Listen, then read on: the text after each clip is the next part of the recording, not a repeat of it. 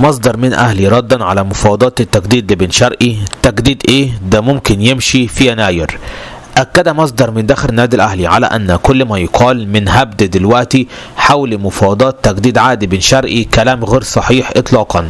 بن شرقي لسه مرتبط بعقد لمدة موسمين، لأن النادي الأهلي لما جابه من الريان القطري في يناير الماضي وقع معاه لمدة موسمين ونصف.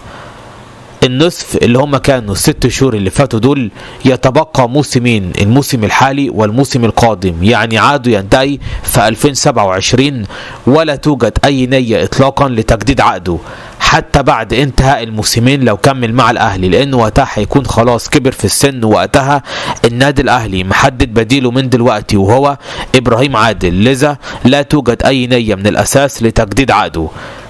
بن شرقي اخره مع الاهلي انه يكمل عقده لمده 2 وبعد كده يرحل مجانا، لانه وقتها هيكون خلاص كبر.